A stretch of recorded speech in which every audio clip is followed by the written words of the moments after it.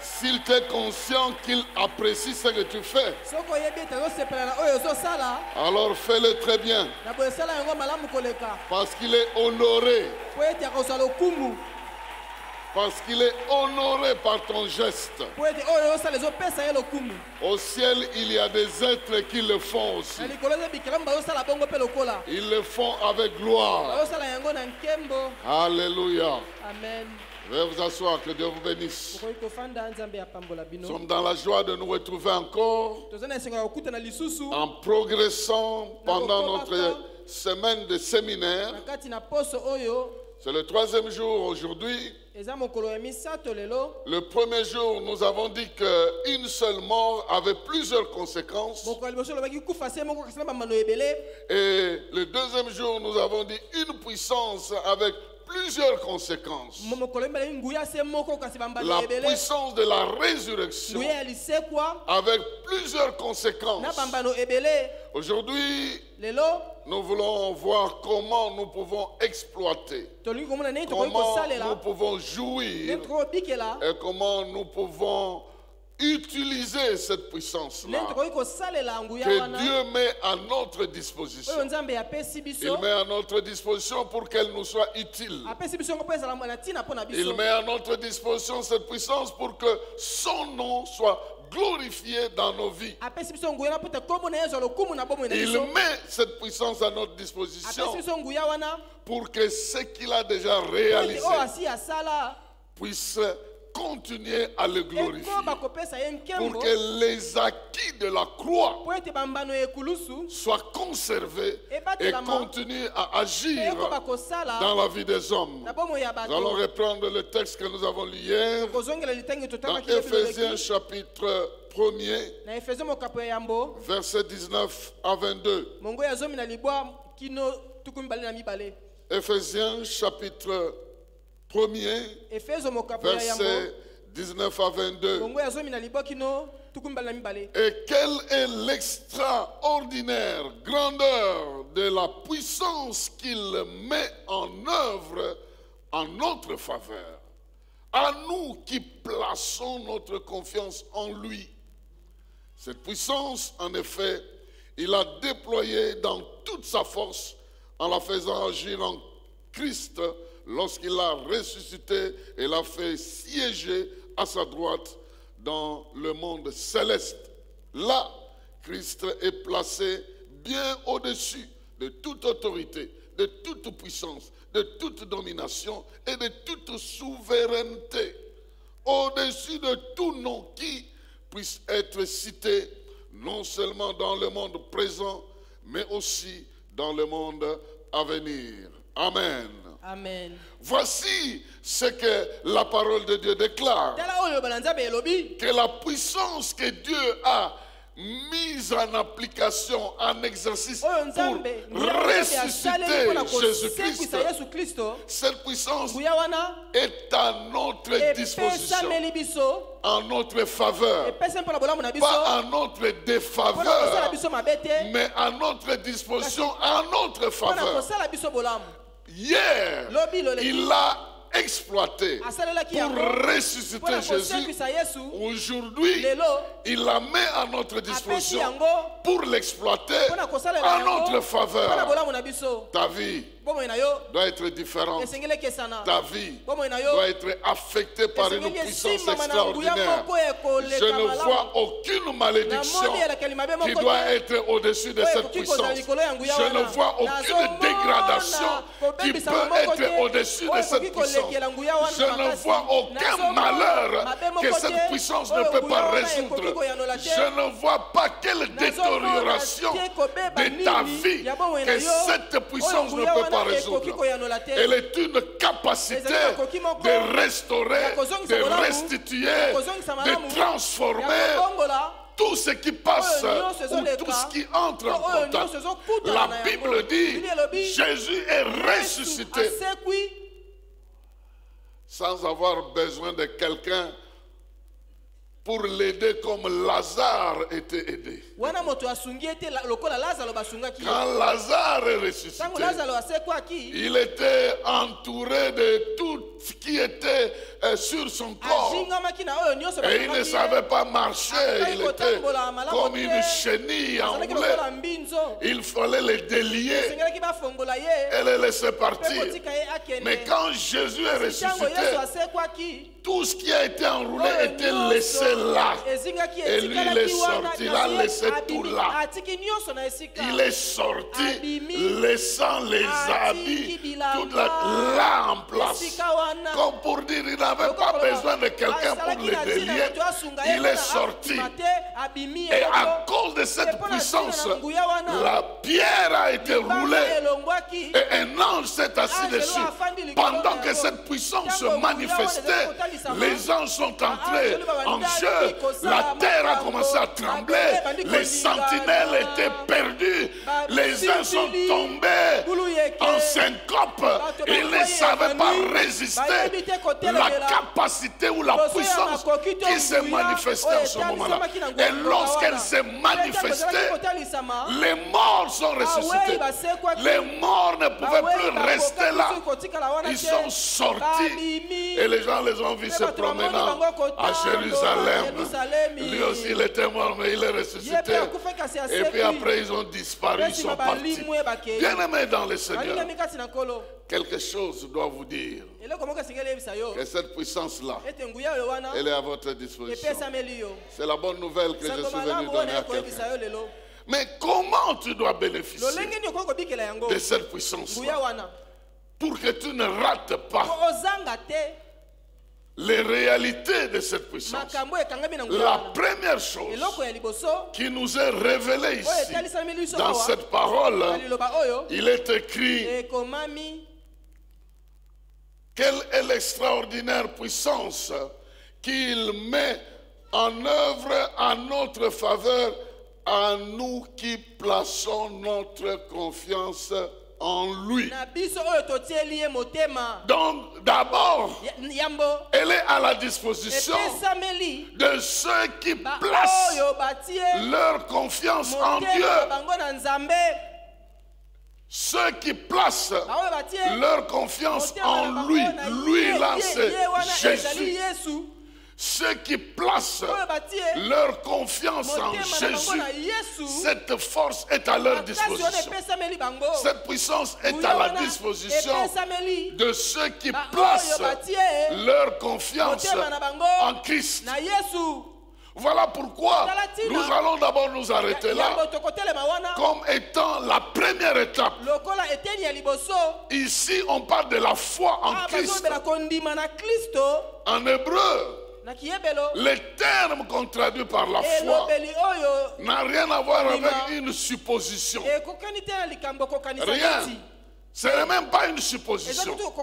C'est quelque chose qu'on connaît avec certitude qu'elle est là. C'est de la certitude.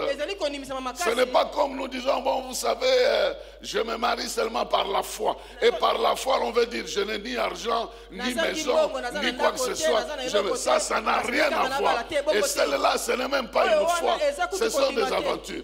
Mais la foi dont il est question ici, on sait que ce Jésus est né, ce Jésus est mort. Donc on n'a pas besoin de supposer. C'est des choses qui se vérifient.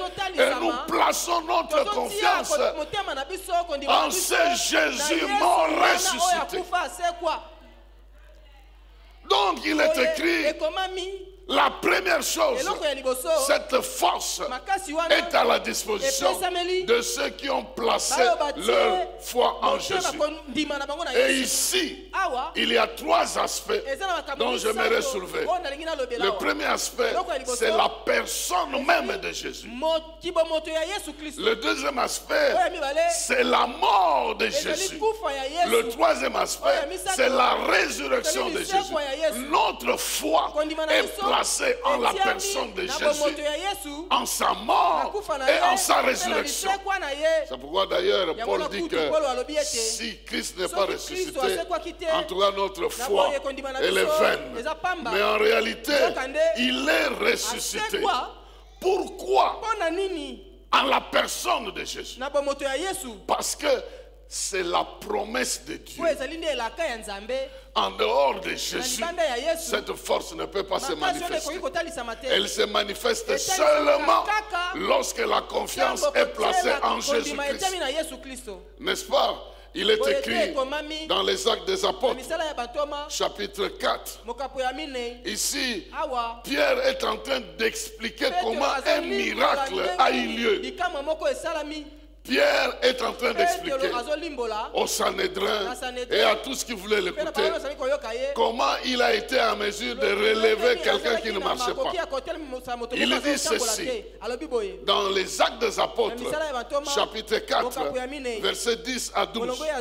Il dit, eh bien, sachez-le tous, et que tout le peuple d'Israël le sache. C'est au nom de Jésus-Christ de Nazareth que nous avons agi. De ce Jésus que vous avez crucifié et que Dieu a ressuscité. C'est grâce à lui que cet homme se tient là, debout, devant vous, en bonne santé. Il est la pierre rejetée par les constructeurs, par vous, et qui est devenue la principale, la pierre d'angle. C'est en lui seul que se trouve le salut. Dans le monde entier, Dieu n'a jamais donné le nom d'aucun autre homme par lequel nous devions être sauvés. C'est en son nom. Et moi je viens déclarer à quelqu'un ici, c'est en son nom que tu seras debout et en bonne santé. C'est en son nom que tu vas te mettre debout.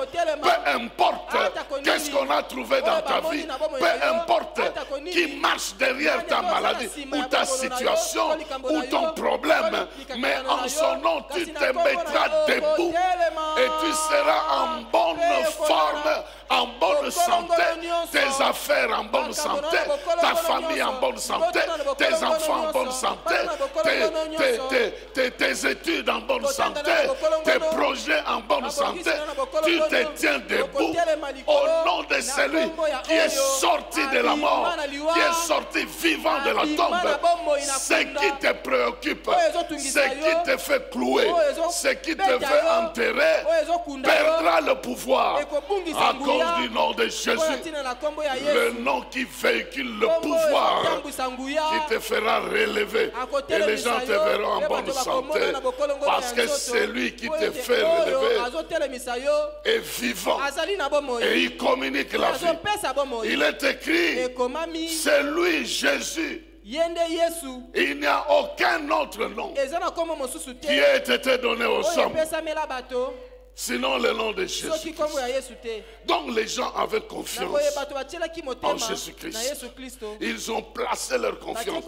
Pierre a regardé le paralytique. Il dit, je n'ai pas quelque chose de moi-même, mais il y a quelqu'un qui est en moi, qui vit avec moi, qui a un pouvoir, qui l'a placé en moi, qui peut te faire lever. Bien-aimé dans le Seigneur, ne regarde pas la grandeur du problème et ton incapacité. Regarde la grandeur de Dieu et la possibilité de résoudre le problème au travers de ta vie. C'est ça la foi. C'est ça la foi. Ne pas regarder la grandeur du problème. Si vous regardez la grandeur du problème, ça va vous embrouiller. Je vous disais ici, je ne sais même pas quel jour, il y a la sœur qui avait témoigné là. Je reprends le témoignage ici. Oh non, on nous a dit que le placenta s'est déplacé. C'est arrivé à un mauvais endroit. D'abord, je ne sais même pas à quoi ça ressemble. Je ne sais même pas quand on dit se déplacer, qu'est-ce que ça veut dire. Je ne sais rien. Je lui dis, mais demandons que ça se place là où il faut. Simplement, Seigneur, remets ça là où il faut. Elle va chez le médecin. Est-ce que moi je connais ce que je ne connais pas? Il n'y a qu'un médecin qui peut valider la grandeur de ce problème-là. Moi, je ne connais pas. D'ailleurs, je n'ai même pas envie de connaître ces grandeurs-là, parce que ça peut m'influencer pour ne pas croire. C'est pourquoi certaines personnes qui connaissent les grands dangers des choses, ils ont des difficultés pour croire que ça peut passer. Et nous qui sommes ignorants, on avance simplement par la foi. Je sais que Dieu est capable de le faire. Je parle à quelqu'un ici. J'ignore quel est ton problème, mais je déclare que tu te mettras debout. Tu seras debout. Et les gens verront que tu es debout, non pas à cause de ton oncle, non pas à cause de qui que ce soit, à cause de Jésus qui est resté debout après avoir été enterré. Il est sorti de lui-même par la puissance qui est maintenant à ta disposition pour t'aider à régler les problèmes que le monde ne peut pas régler et que le monde ne réglera même pas. Donc la personne de Jésus, sa mort et sa résurrection, nous devons croire à ça. Nous devons comprendre que si Jésus est ressuscité, donc ce problème aussi peut être résolu en son nom. Si Jésus est ressuscité, donc ce cas aussi peut être résolu en son nom. Voilà comment la foi fonctionne. Et si tu réfléchis de cette manière, cette force est à ta disposition parce que tu évoques quelque chose de vrai et de réel. Écoutez comment les chrétiens ont prié ce jour-là.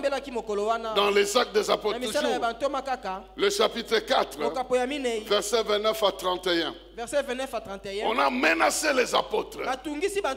On les a molestés et on les a chassés en les interdisant de continuer à parler de ce nom-là.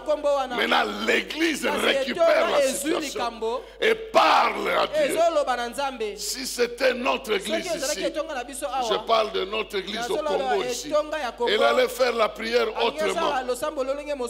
Mais écoutez ces gens ici, ils ne demandent pas que l'ennemi soit tué. Non, rien du tout. On n'a rien à faire avec lui. Lorsqu'ils apprennent que ces gens-là ont tabassé les pierres et les autres, ils font la prière suivante. Écoutez la prière, Actes des Apôtres, chapitre 4, verset 29 à 31. Maintenant, Seigneur, vois comment il nous menace et donne à tes serviteurs la force d'annoncer ta parole avec une pleine assurance, étends ta main pour qu'il se produise des guérisons, des miracles et d'autres signes au nom de ton saint serviteur Jésus. Quand ils eurent fini de prier, la terre s'est mise à trembler sous leurs pieds.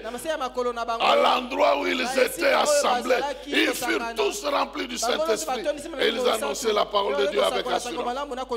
Au lieu de craindre les menaces, donne-nous la force d'affronter les menaces avec la démonstration.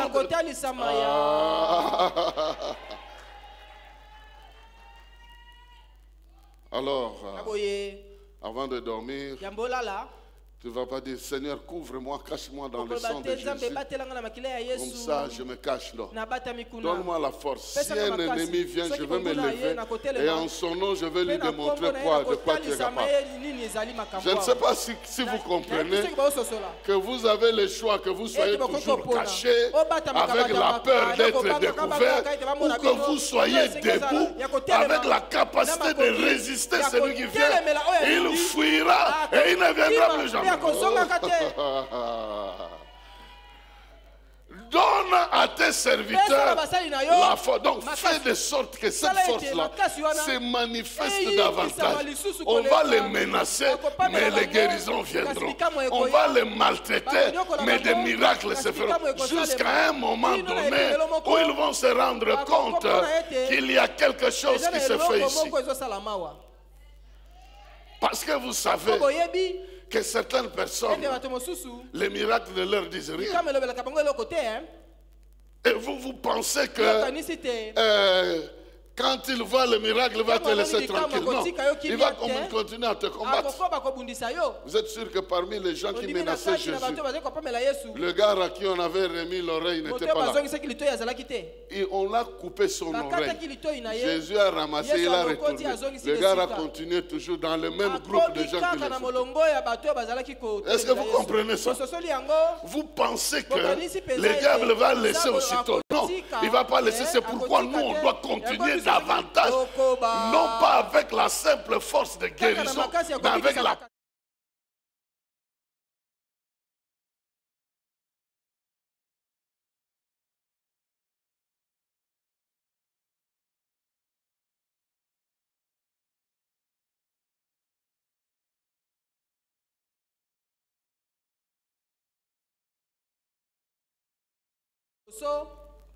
C'est le niveau de la foi en Jésus.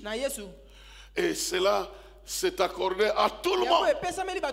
De la même manière que l'agneau pascal a été donné à tout le monde pour manger cette nuit-là. Ici, Christ est mort pour nous tous. Sa personne est à notre disposition. Son nom nous a été donné. Il est mort et il est ressuscité. Quitte à nous à faire confiance et commencer à vivre aussi par rapport à ça. Vous avez déjà vu les membres d'une famille aller rapidement consulter un avocat. Ils vont consulter rapidement un avocat. Pourquoi? Leur père vient de mourir. Ce qu'il a laissé, ils doivent essayer de protéger ça. La mort de leur père leur font faire des actes pour protéger ce qui est. Sinon, d'autres personnes vont prendre ça. Et la mort de Jésus ne nous fera pas agir. C'est la mort de Jésus qui me fait croire que cette maladie-là, elle peut disparaître. C'est la mort de Jésus qui me fait croire que ce problème ici, je peux le résoudre avec lui. Je peux le traverser. Je vais le laisser dans le passé. Moi, mon avenir n'a pas comme compagnon cette difficulté ici. Compagne. Je vais la laisser derrière. Qu'il en soit ainsi. Dans quelqu'un qui croit, vous avez une source de réflexion qui vous met en contact avec le pouvoir de la résurrection. C'est la personne de Jésus. C'est le nom de Jésus. C'est le sang de Jésus. C'est la mort de Jésus. C'est la résurrection de Jésus-Christ. Deuxième aspect. Le deuxième aspect, c'est l'aspect de la connaissance personnelle de Jésus-Christ. Il s'est manifesté en nous tous. Mais comme je vous ai dit le premier jour, chacun consommera la quantité dont il est capable de consommer. Ici, il s'agit de l'expérience de la connaissance de Christ qui doit devenir un souhait ou un souci de ta vie de tous les jours pour que tu le connaisses davantage. Il y a quelqu'un qui a écrit un livre. Il a été transporté pendant qu'il était à l'hôpital mort. Et il était avec le Seigneur. Il lui a fait voir plusieurs choses. Mais lui écrit ceci. Il pose la question au Seigneur. Comment se fait-il que ta lumière brille de plus en plus? Parce qu'au fur et à mesure que je me déplace avec toi, je constate que ta lumière brille davantage. Et il dit non. C'est comme ça que je suis. C'est plutôt toi qui me découvres petit à petit. Tu me découvres comme si ma lumière augmentait. Elle est toujours comme ça. Elle n'augmente pas, elle ne diminue pas. Mais c'est toi qui continues à me connaître davantage. Oh, c'est Dieu, il est tout puissant. Nous allons commencer à apprendre sa toute puissance. Au fur et à mesure que nous progressons, nous savons qu'il peut résoudre ça. Il peut aussi résoudre ça. Sa puissance peut résoudre ça au fur et à mesure que nous progressons. Et l'apôtre Paul, encore une fois de plus, est la personne qui nous renseigne sur ça. Lorsque nous allons dans Philippiens, chapitre 3, nous allons commencer la lecture à partir du verset 7. Mais les éléments qui précèdent sont aussi importants. Pour des raisons de temps, je n'ai pas voulu lire ça ici. Nous allons lire à partir du verset 7. Mais ici, l'apôtre Paul est en train d'établir la relation entre sa vie biologique et sa vie spirituelle. Il est en train d'établir une sorte de parallélisme. Il dit biologiquement, je suis né de Juifs, de la tribu de Benjamin. Socialement, je suis connu comme quelqu'un qui a la rigueur de la loi. J'étais même dans la secte la plus rigide qui respecte la loi à la lettre. Donc ça, c'était ma dignité en tant qu'être humain, juif, né de juifs, ayant fait des études très très avancées, connaissant la parole et exerçant ma foi dans la religion de mes ancêtres. C'est ça qui faisait ma fierté.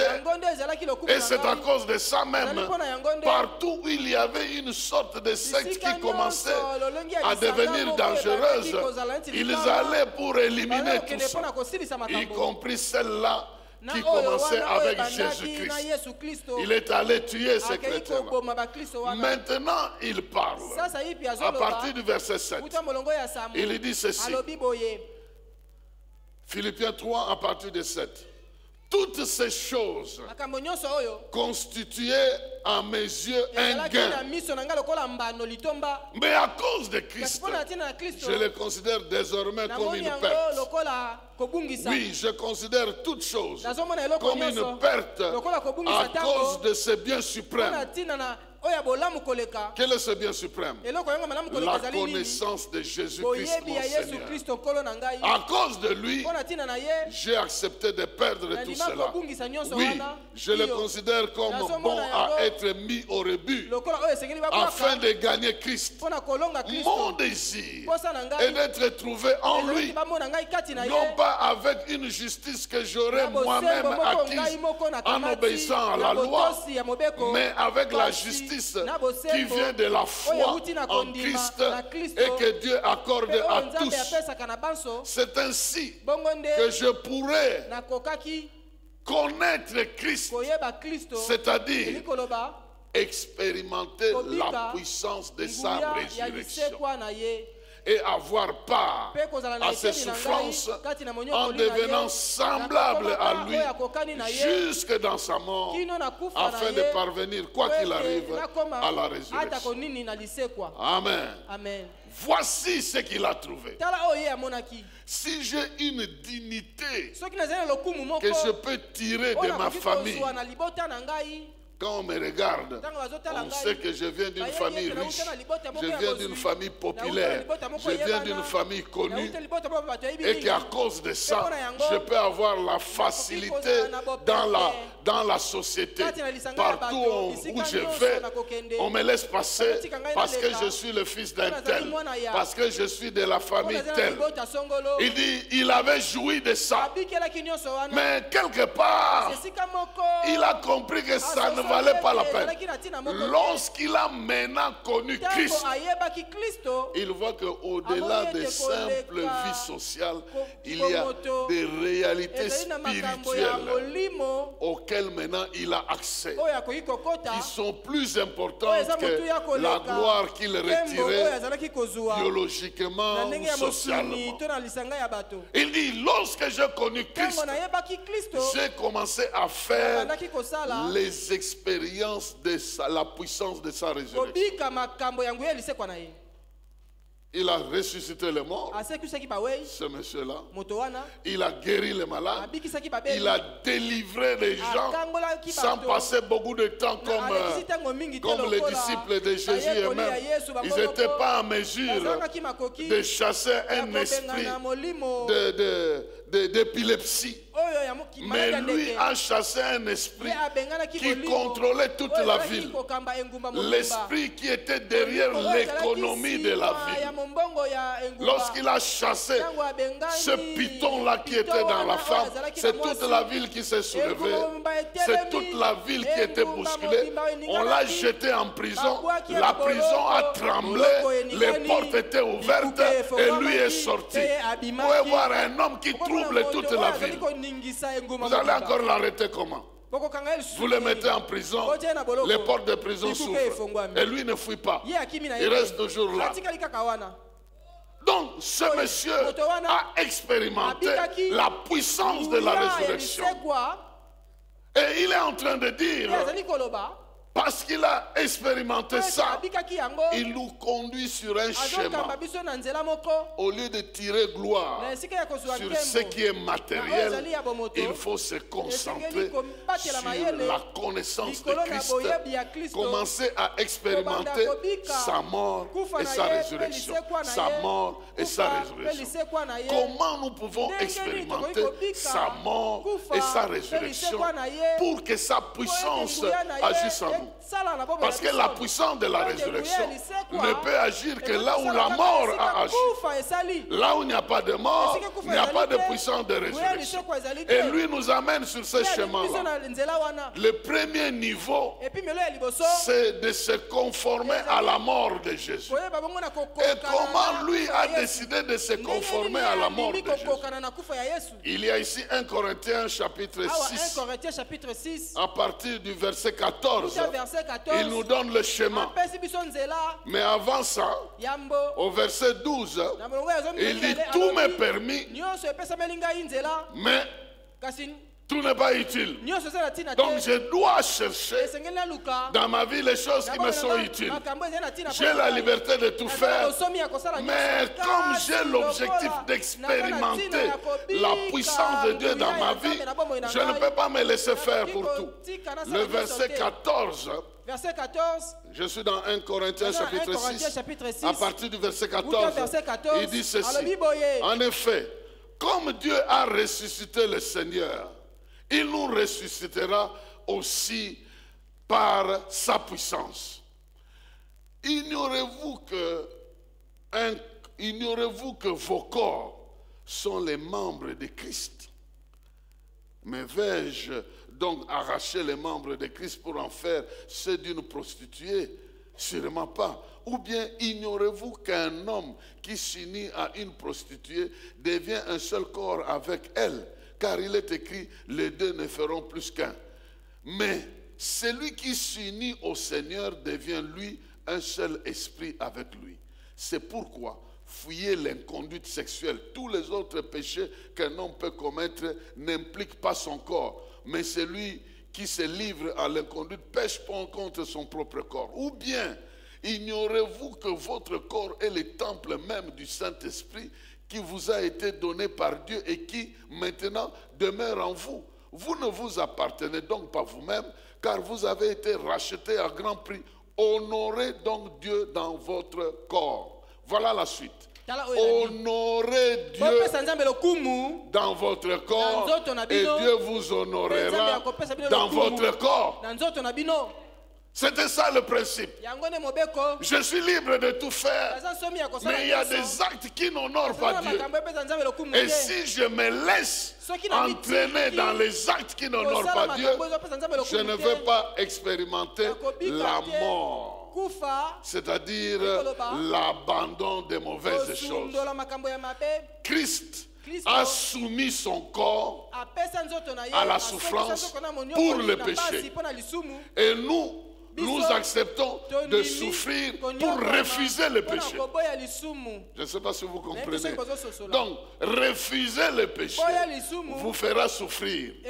Parce que le corps, lui, il aime être satisfait, même par des choses qui ne plaisent pas à Dieu.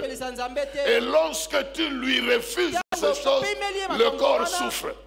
Et lorsque tu le fais souffrir comme ça, Dieu de l'autre côté te donnera la capacité de résister et la puissance de la résurrection commencera à agir dans ta vie. Ça se passe comme ça.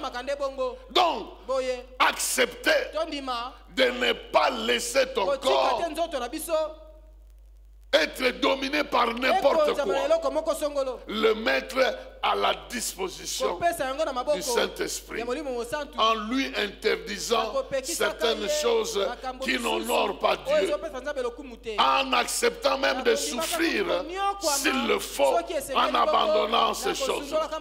C'est très important et c'est ça le prix. C'est un prix à payer, mourir au péché. C'est-à-dire, devant le péché, tu te comportes comme si tu étais déjà mort. Parce qu'un mort n'agit pas.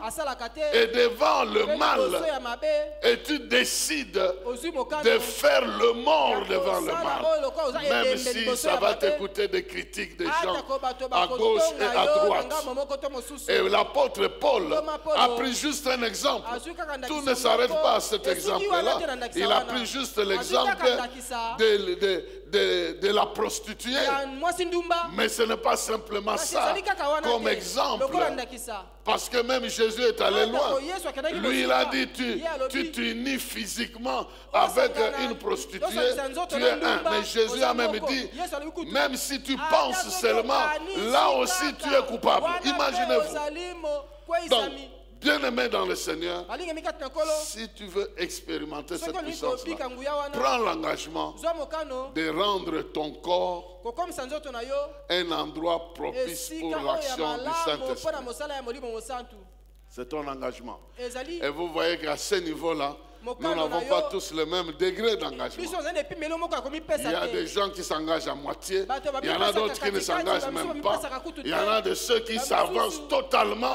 C'est pourquoi l'Esprit se manifeste aussi différemment dans notre vie, parce que c'est ici qu'il y a des problèmes, qu'on n'aille pas trouver des sorciers ailleurs. C'est ici d'abord qu'il y a des problèmes. Notre degré d'engagement détermine l'action que Dieu veut faire avec nous. Mais ce qu'il faut comprendre, que tout ça vient du fait que nous croyons que Dieu nous accepte tel que nous sommes. Nous n'avons pas d'abord besoin d'être bons au départ, mais nous avons besoin d'accepter nos défauts et de les combattre à l'intérieur. Alors, ça c'est un premier élément. Le deuxième élément, Paul, non seulement il a discipliné son corps, mais il a accepté de répondre au sacrifice de Jésus par le sacrifice de son corps. Pas simplement la lutte contre le péché, mais par la consécration aussi de son corps. C'est ce qu'il est écrit, c'est ce qui est écrit, et que vous savez bien, dans Romains chapitre 12, verset 1 à 2 dit: je vous demande donc, frères et sœurs, à cause de cette immense bonté de Dieu, quelle est cette bonté-là? Il a mis à notre disposition une puissance extraordinaire. À lui offrir votre corps comme un sacrifice vivant, saint et qui plaise à Dieu.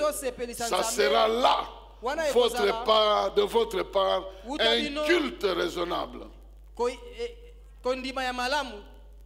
Ne prenez pas comme modèle le monde actuel, mais soyez transformés par le renouvellement de votre intelligence pour discerner la volonté de Dieu, ce qui est bon, ce qui lui plaît, ce qui est parfait. Donc, nous devons vivre avec un engagement personnel, solennel, d'offrir mon corps comme un sacrifice à Dieu, afin que je lui obéisse totalement dans mon corps et que mon corps soit à sa disposition. Et si je commets des fautes ou des péchés, que je cours vers Jésus pour me sanctifier et ne pas garder un péché comme s'il était utile dans ma vie. Ça, c'est l'enseignement de base même de la foi chrétienne et qui détermine beaucoup de choses dans notre vie. Et on reviendra à ça. Il y a des gens qui n'aiment jamais entendre parler de ça. Dès qu'on commence à prêcher, ah là, on prêche que les mal. Mais on prêche contre ça pour vous aider à avancer dans votre vie. Et d'ailleurs, la plupart des gens qui disent ça, ce n'est pas eux qui parlent. C'est le mal en question qui parle. En eux, ils croient que c'est eux qui parlent.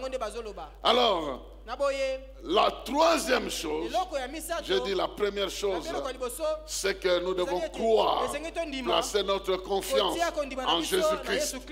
La deuxième chose, c'est que nous devons nous engager à nous offrir au niveau personnel, à connaître Christ, connaître sa puissance en nous livrant à lui. La première fois je suis allé au Nigeria, je me promenais au long de l'océan là. Pendant que je faisais des va-et-vient, il y avait un marabout. Sa tête était presque dans le sable. Il était dans cette position-là. Je suis allé au bout.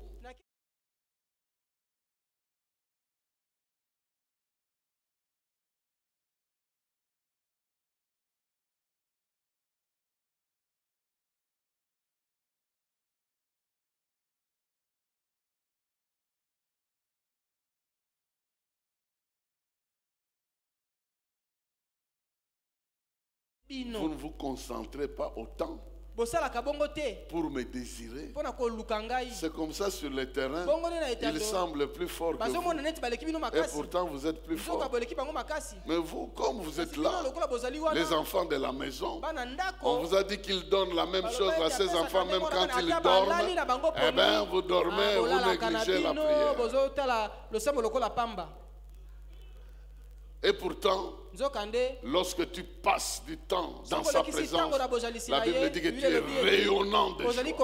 Lorsqu'on tourne vers lui le regard, nous sommes rayonnants de joie. Donc nous avons besoin de nous engager à discipliner notre corps et à meubler le temps dans la prière afin que nous puissions expérimenter la mort de Christ et sa résurrection. Lorsque tu expérimentes la mort de Christ devant la cigarette, tu vas comprendre la résurrection devant la cigarette. Bon, plusieurs personnes, ça ne vous dit rien. Mais il y a des gens, s'ils ne fument pas, ils ne dorment pas. Mais s'il se discipline et qu'il vainc ce mal-là, il est ressuscité par rapport à ça. Il ne va plus jamais retourner. Et la force qui agit. Et Dieu veut que nous expérimentions la puissance de la résurrection dans tous les secteurs qui nous font plonger dans le mal.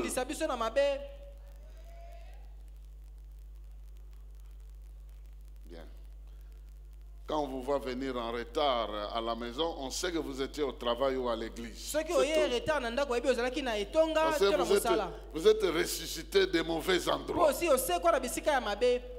Hein? Vous êtes ressuscité des mauvaises balades là. Ressuscité, ça ne vous dit plus rien. C'est des tops, des choses qui étaient des gains. Vous les regardez comme une perte. Là, tu es ressuscité. Là, tu as l'expérience de la victoire sur ce mal. Mais si tu es comme ce monsieur-là, et là, c'est Notre papa Kabisekela qui nous racontait ça. Lui traite les cas des dépendants, des gens qui sont liés à des drogues. Alors le gars vient dire, tu dois me délivrer de la cigarette. Est-ce que tu en as là dans ta poche? Il dit, oui, j'ai un paquet, je suis venu pour abandonner ça. Ok, sors ton paquet, il dépose. Maintenant, allume. Il allume, dépose là-bas. Dis à cette cigarette que je ne te toucherai plus jamais. Il dit, ah non, j'ai envie de la fumer. Il la prend et il la fume. Comment on va prier pour lui? Il dit, ah non, telle qu'elle est là, j'ai envie de la fumer. Donc, il est incapable de parler que je ne veux plus de... Quand il voit ça, ah non, non, non, non.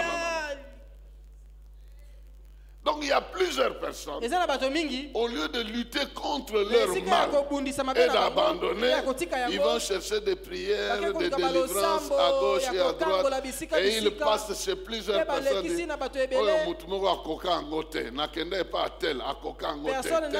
C'est faux. C'est toi qui ne coques pas ça, et puis tu gardes ça, et puis tu penses que si toi-même tu ne veux pas, ça ne partira pas. Je n'ai pas besoin d'amen ici, mais j'ai besoin de vous compreniez que ça se passe comme ça. Donc la troisième chose,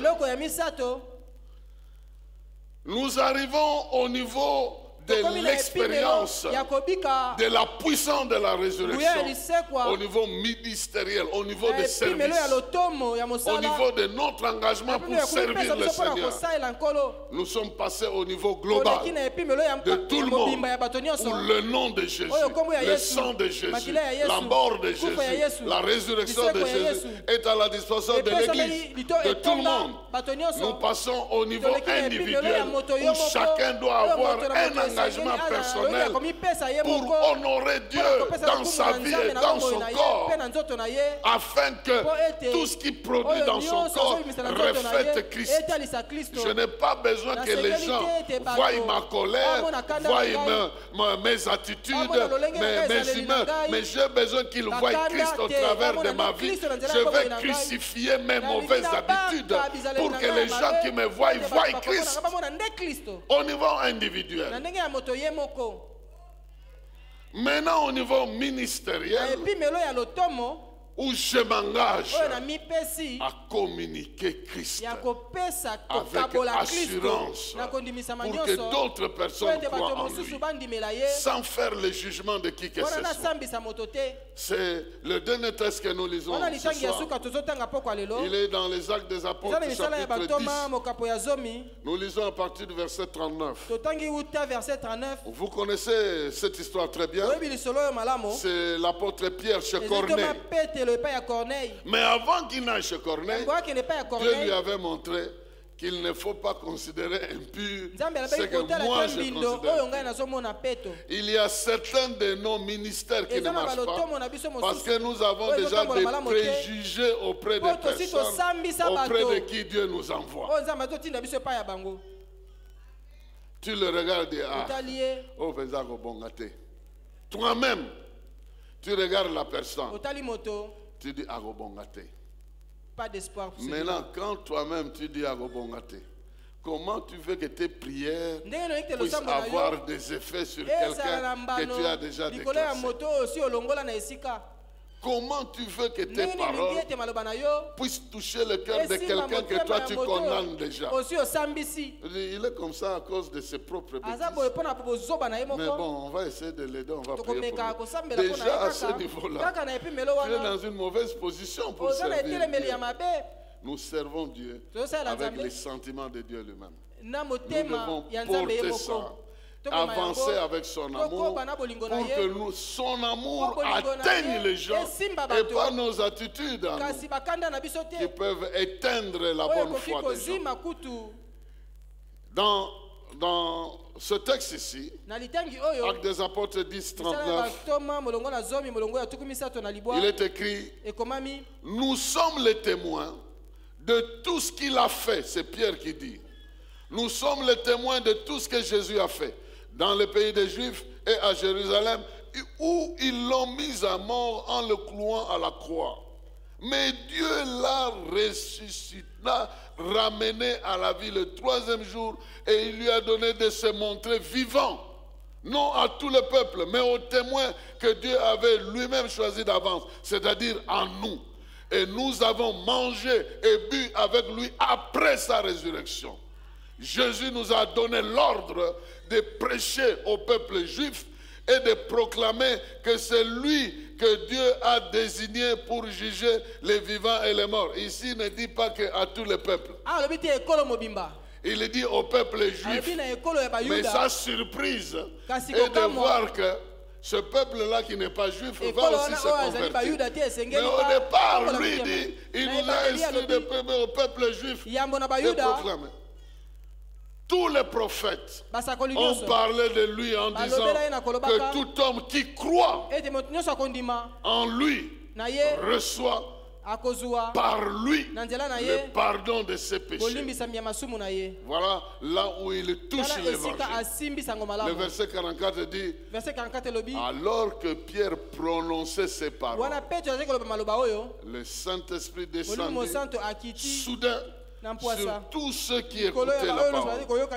Les croyants juifs qui étaient venus avec Pierre furent très étonnés de voir que le Saint-Esprit était aussi donné aux non-juifs et répandu sur eux.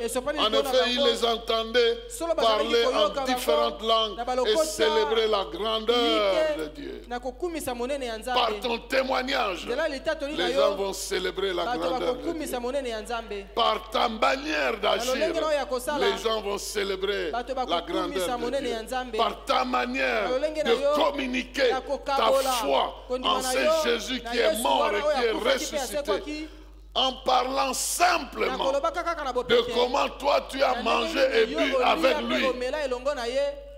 C'est ça le témoignage. Ils ont mangé, ils ont bu avec lui après la résurrection. Et du moins, ils sont des témoins oculaires. Mais nous sommes les témoins par la foi. Dans ce sens que Jésus leur a dit, vous croyez parce que vous avez vu. Mais il y en a d'autres qui croiront en votre témoignage. Ils n'auront pas vu, ils seront heureux. Donc nous autres ici, nous croyons sans l'avoir vu. Mais nous savons qu'il est vivant. Nous savons qu'il agit, qu'il est mort et qu'il est ressuscité, et que quiconque le reçoit une qualité de vie qui est différente de ce que la biologie peut donner, de ce que la science peut amener. Il reçoit la qualité divine de la vie et il devient géré par un nouveau système. Le ciel le gère. Il a des anges qui l'entourent, qui l'accompagnent partout où il va. Il devient un citoyen céleste avec des gardes du corps invisibles, mais qui sont là pour assurer la gloire de Dieu dans la vie de cet enfant qui vient de naître. En ce moment-là, nous ne sommes plus seuls. Lorsque cette puissance se manifeste, je vous ai dit, les anges entrent en jeu. Pendant que tu seras en train de parler, le Saint-Esprit agira, les anges agiront aussi.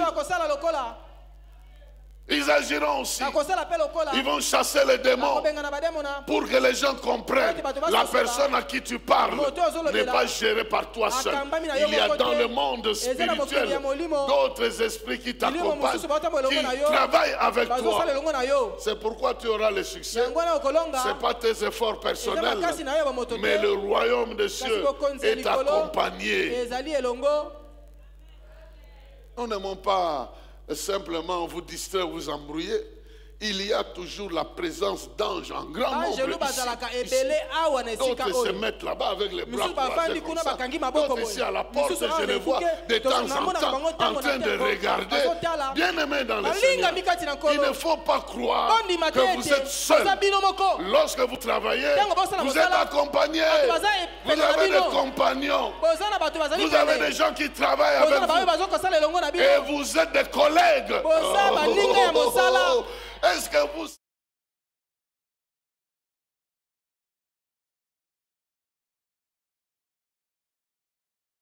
La gloire, ils se sont agenouillés et disent non, moi je suis comme toi.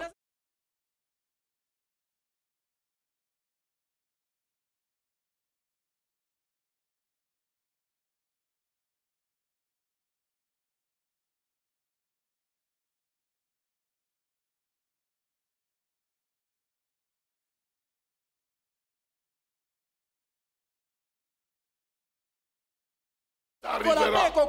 En ce moment, ton ministère est rejoint par d'autres qui sont dans le monde céleste. Et il ne faut pas rester sans agir. Prie Dieu qu'il t'oriente dans les choses que tu dois faire. C'est pourquoi dans ta maison, tu n'es pas seul. Dans ta chambre, tu n'es pas seul. Partout où tu voyages, tu te déplaces, tu n'es pas seul. Il y a des gens qui veillent sur toi parce que tu es devenu un ministre de Dieu. Un ministre, un témoin. Un témoin. Quand tu vois quelqu'un souffrir, tu peux lui dire, je connais quelqu'un qui peut aider ta vie. C'est Jésus-Christ. Je prie pour toi. Je me rappelle quand nous avions commencé à aller aux cliniques.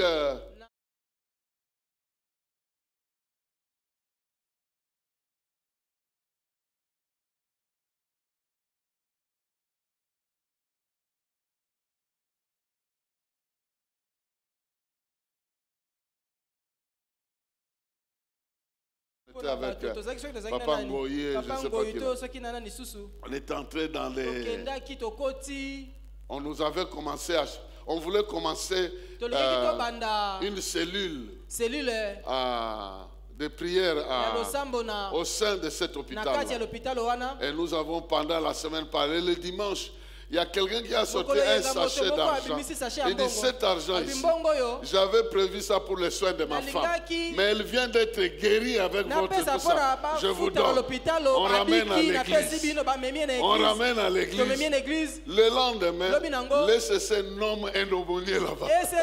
Elle nous dit, ce n'est plus votre travail, il y a un aumônier. Il n'a jamais été là jusqu'à ce jour-là. Donc je ne sais pas pourquoi les gens, quand ils apprennent qu'il y a les mabons, là-bas, tous veulent... Non, on n'est pas là pour ça. On est là pour la démonstration de la puissance de Dieu. Et Dieu peut se servir de toi. Tu n'es pas autant petit pour ça. Tu es qualifié aussi longtemps que Jésus est en toi de parler de lui, d'engager le ciel et de provoquer les miracles dans ta vie.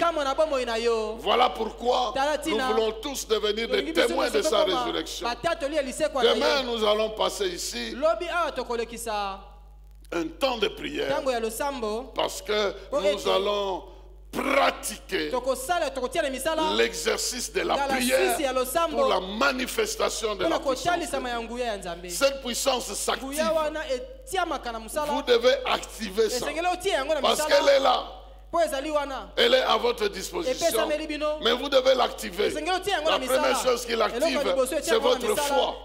Quand vous croyez, elle devient disponible. Maintenant, quand vous commencez à prier et proclamer, elle se met en action. Et il y a des prières que tu vas changer. Il y a des prières qui vont être changées. Au lieu que Dieu donne-moi ceci, tu diras parce que tu m'as donné ceci, je commande que ceci se fasse. Et tu vas apprendre ces choses.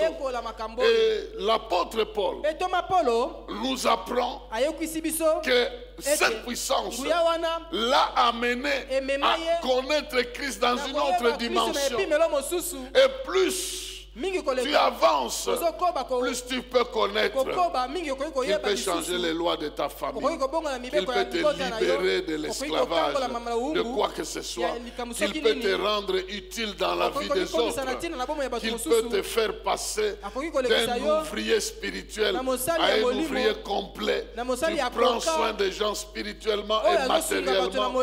Il peut bénir ta vie pour que tu deviennes la source de bénédiction des autres. Avec ça, nous pouvons dire que cette puissance à notre disposition attend simplement que nous commencions à proclamer la foi que nous avons en Jésus. Lorsque nous regardons les problèmes, je n'ai ni or ni argent, mais au nom de Jésus, j'ordonne que les choses deviennent normales. Je commande que les choses changent et les choses vont changer. Et ce soir, tu vas regarder comment cette puissance est à ta disposition. Et je te garantis, aucun problème que tu as dans la vie est au-dessus de cette puissance. Aucun. Parce que tous les problèmes, leur grandeur peut nous amener seulement à la mort. Si c'est un problème très grave, la gravité la plus élevée d'un problème, c'est d'amener à la mort. Or, cette puissance est une puissance de résurrection. Donc, là où les dangers peuvent t'amener, cette puissance a déjà résolu le problème. Et comme nous allons le voir dans les jours qui viennent, que la résurrection était un événement qu'on ne pouvait pas cacher.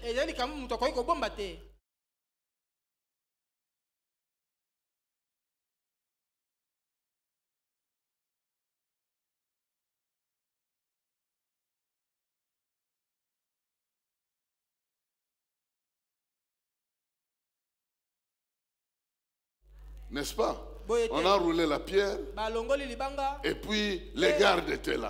La Bible nous dit qu'à un moment donné, il y a eu du bruit. Qui a raconté ça? C'est pas les disciples. Donc les gens qui surveillaient là, il y en a un qui a frappé les lissolos. Il a dit, écoute, on était ici. Voilà comment les choses se sont passées. On les a corrompus et ils ont fait exactement ce que les enfants font. Ils ont pris l'argent et ils sont partis. Ils ont raconté l'histoire. Ils ont aussi raconté qu'ils ont pris l'argent. Vous comprenez la sincérité de l'enfant? Papa dort, mais il a dit que quand quelqu'un vient, que je dise qu'il n'est pas là. Donc eux aussi ont fait ça.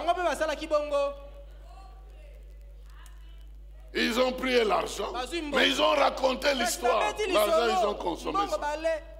Ils n'ont pas retourné. Et puis, je vous dis, bien-aimé dans le Seigneur, aucun adversaire ne parlera avec toi quand tu atteins le langage de la résurrection.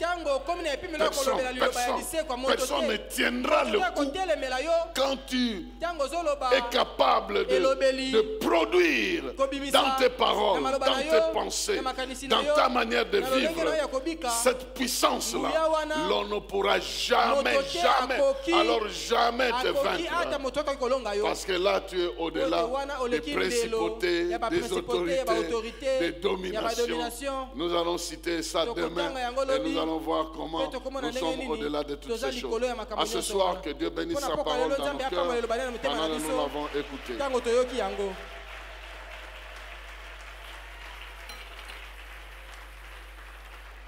Nous nous inclinons en prière.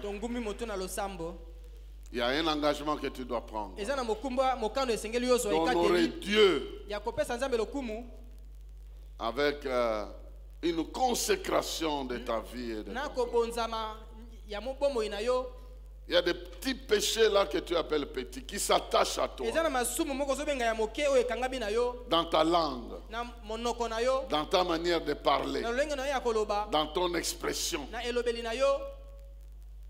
ta manière d'agir. Quand tu ouvres la bouche, ce qui sort là, ça n'a rien à voir. Tu dois t'engager à honorer Dieu dans ton corps. Commencer à dire à ton corps, nous avons la mission d'accueillir la puissance de la résurrection et de la manifester dans ce monde. On n'a pas le droit de faire n'importe quoi. Ouvre ton cœur. Il honore ce qu'il honore. Il rend digne ceux qui s'engagent à marcher dans une certaine dignité. Mais si vous êtes là aussi et votre vie reflète une action puissante de l'adversaire dans votre vie, par le pouvoir que Dieu m'a donné, je déclare la fin de cet esclavage dans ta vie au nom de Jésus. De cette chose qui te domine, tu seras en mesure de t'en débarrasser. Tu parleras avec autorité, ça disparaîtra. Le goût de ça va disparaître. La faiblesse devant ça va disparaître. La peur de ça va disparaître. La soif de ça va disparaître. L'engagement vers ça va disparaître. Parce qu'il y a une force de la résurrection qui t'embrase et qui te donne la capacité de vaincre ce qui est mortel dans ton corps. Élève ta voix, commence à prier le Seigneur selon qu'il t'oriente ce soir, afin que son feu, le feu de son esprit, puisse te toucher, puisse t'embraser, puisse te fortifier. Prie le Seigneur. Et crois aussi que Jésus est mort pour toi, mais il est aussi ressuscité pour toi. Il est mort pour tes péchés. Il est ressuscité pour que tu sois justifié.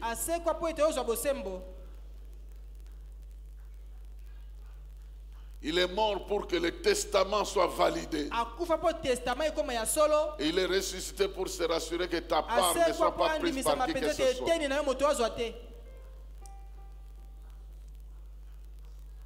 Commence à comprendre que les choses deviendront faciles dans ta vie. Les choses deviendront possibles dans ta vie. Les choses deviendront croyables dans ta vie. Les choses deviendront accessibles dans ta vie. Et tu vas aussi progresser. Même s'il y a des difficultés, mais tu les traverseras. Tu avanceras. Tu vaincras. Tu vas résoudre de grands problèmes qui te faisaient peur par le passé. Tu vas vaincre de grandes difficultés qui te faisait trembler la fois passée à cause de la puissance, de la grandeur extraordinaire de la puissance que Dieu a mise en toi. Qu'il en soit ici. Qu'il en soit ici. Qu'il en soit ici. Au nom de Jésus.